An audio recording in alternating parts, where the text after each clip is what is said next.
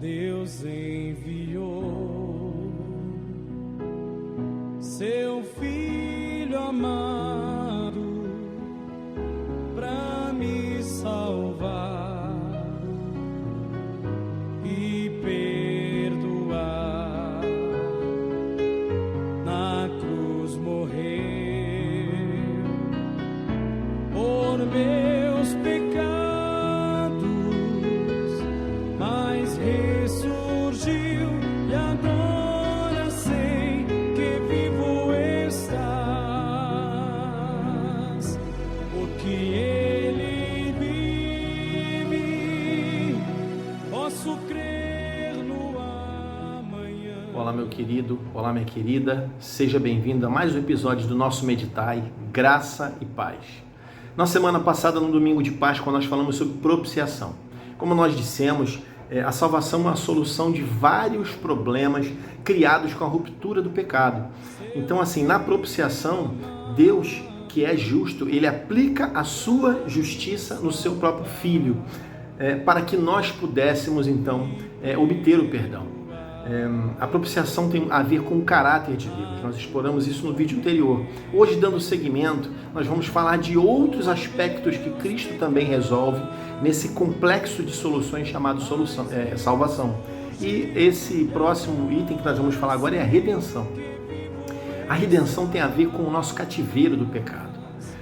A redenção, ela vem de uma linguagem comercial, alguma coisa como comprar ou comprar de volta, semelhante a um resgate, algo que a gente paga a um preço caro para ter de volta, algo que nos pertence, como por exemplo, uma joia que você coloca ali num penhor, ou mesmo algo que você compra para ter para si, como uma hipoteca de um apartamento, né? Então ela tem essa linguagem de resgate, de trazer de volta. Então nós éramos escravos do pecado. Então você imagine que como escravos havia um preço a ser pago. Era como se nós estivéssemos ali nus, numa praça, sem ter nenhum tipo de direito, amarrados, cheios de grilhões, e com a nossa vida ali perdida, sem destino, sem futuro. Então Cristo aparece e vem e paga o preço pela nossa vida, mas é um preço de sangue, é um preço caro, é um preço muito alto, e esse preço é pago por Jesus. Então assim, nós somos redimidos desse cativeiro do pecado que nos aprisionava, que prendia o nosso coração. Não somos mais escravos do pecado. Você entende isso? É como uma pessoa que não tem força de vontade, ou mesmo ela tem força de vontade, mas ela não tem a capacidade de por si mesma parar de pecar. Ela não consegue vencer essa luta interior, porque ela é sozinha. Agora, quando estamos em Cristo, nós temos a força do seu Espírito e a libertação que Ele nos oferece na salvação. Por isso nós não somos mais escravos, nós não somos mais escravizados pelas práticas e pelas inclinações do nosso coração. Nós temos domínio sobre isso. Essa é a obra que Cristo opera na salvação, chamada resgate. Então Jesus pagou pelas correntes que nos amarravam, nos prendiam e arrancou elas da nossa vida. Isso é ser salvo, isso é ser redimido. O segundo ponto que eu quero falar hoje é sobre reconciliação. A reconciliação tem a ver com inimizade contra Deus. A reconciliação pressupõe que há inimizade entre dois lados. E se existe inimizade, existe um distanciamento, porque quem não é amigo, é inimigo, não se mantém próximo, não é? Então, quando a gente magoa alguém nos nossos relacionamentos humanos, qual é o caminho que a gente usa humanamente para corrigir essa falta? A gente usa uma coisa chamada reconciliação. Alguém procura alguém, busca o perdão, busca a proximidade, quebra o gelo, não é verdade? Então, assim, se não houver reconciliação, a falta não é anulada e a inimizade vai continuar. Nesse caso, no nosso caso, o pecado nos afasta de Deus. Por quê? Porque ele segue ferindo a santidade de Deus. Cada vez que pecamos, esmurramos a santidade de Deus. E é uma afronta. Então, assim, a reconciliação de Cristo na cruz, ela significa a restauração do nosso relacionamento genuíno com Deus, aquilo que foi perdido. Lembra lá no Éden? Adão, ele andava com Deus. O Senhor vinha, trazia os animais para que Adão desse nome. Havia uma relação de comunicação, de parceria, de proximidade, uma simbiose, uma interação que se perdeu. Então a restauração, a reconciliação em Cristo vem para que tudo aquilo que foi quebrado pelo pecado seja reconectado. Aleluia. Cristo é a nossa ponte, é o nosso caminho para chegarmos a Deus. Ele é o caminho, Ele é a verdade, Ele é a vida. E ninguém chega até o Pai.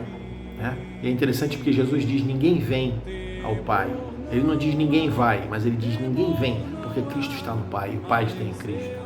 Então, interessante na reconciliação também é que ela nos reconecta não somente com Deus, mas ela nos conecta com todos aqueles que professam a fé em Cristo. Já reparou isso? Se você chegar em algum lugar e de repente você descobre que tem um irmão ali que é um cristão, alguém é um cristão, rapidamente você cria uma afinidade. É alguma coisa que a gente não sabe explicar, você independe da cor, da condição social, da raça, do povo, língua, cultura, não importa. Alguma coisa conecta, porque isso faz parte da graça do Evangelho. Todas as tribos e línguas de todas as nações, todos de igual forma, somos um povo. Então o poder de juntar o que o pecado separou, queridos, está na cruz de Cristo.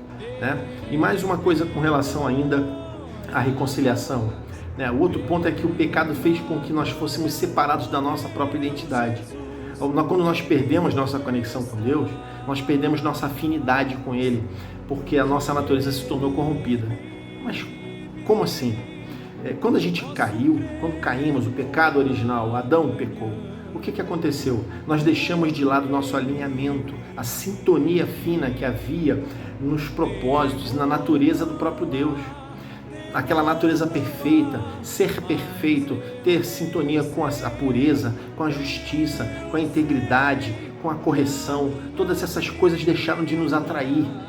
Nós perdemos o desejo de ser assim e passamos a nos conectar com coisas erradas que afrontam a natureza de Deus. Perdemos o alinhamento, perdemos a nossa identidade e passamos a nos conectar com coisas que ferem a Deus o tempo todo. Por isso nós precisamos ser reconciliados.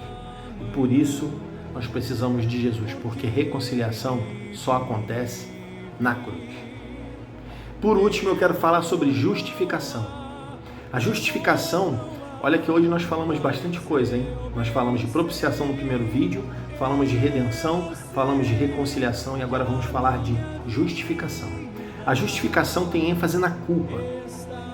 Então, assim, a justificação é a forma pela qual Deus nos torna justos, porque Ele, sendo justo, não pode aceitar receber aquilo que é injusto. Concorda comigo? Então, assim, quando a gente entende a doutrina da justificação, a gente entende o modo como Deus nos aceita. Como é que Deus pode nos aceitar? Nós precisamos ser justificados, porque existe uma condenação que ronda o ser humano, uma sentença pesada. Então, imagine um tribunal. Essa condenação nos percebe porque nós somos culpados. Nós somos culpados.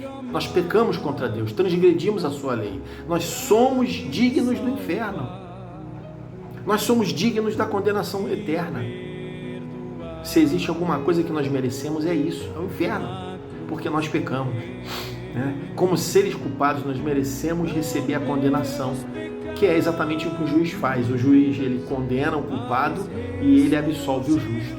Então, o que acontece? Nesse caso, a nossa culpa, a nossa condenação, ela recai sobre Jesus. Lembra de Barrabás? O filho de um pai, o filho de alguém. Tem um vídeo falando sobre isso no nosso canal. Ele é alguém que perdeu a sua identidade, perdeu a sua conexão, não tem mais uma ligação. É um caído, um perdido, um condenado, um assassino. E ele está de um lado e Jesus, o perfeito, o puro, o correto está do outro. Então a nossa culpa recaiu sobre Jesus. E por isso Jesus é sentenciado no nosso lugar. Como acontece no julgamento de Barrabás. Barrabás, ele é aquele que recebe a liberdade em troca da condenação do justo. Isso é graça. Aleluia. Então assim, Jesus se fez condenação para que nós recebêssemos justificação. Nós saímos do tribunal pela porta da frente, enquanto que Cristo, o perfeito, o inocente, ele segue para a cruz para ser crucificado no nosso lugar. Ele recebeu a sentença que era nossa. Então, quando a gente recebe justificação, a gente antecipa a sentença final do juiz. Na justificação, toda acusação é desfeita, ela é anulada, não sobra mais nada, porque o saldo foi zerado graças ao sangue do Cordeiro. Então, na justificação, ao olhar para mim, Deus enxerga a justiça do seu Filho. Olha que coisa maravilhosa, queridos. Louvado seja o nosso Deus. A salvação é uma grande obra e ela depende de vários pontos, como nós falamos, né?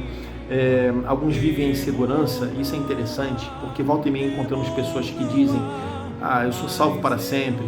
Outros dizem que não têm certeza se são salvos ou não. Vivem essa insegurança de saberem se são ou não salvos, enquanto que tem esses que dizem que já estão salvos como uma coisa automática, né? Por uma ação soberana de Deus.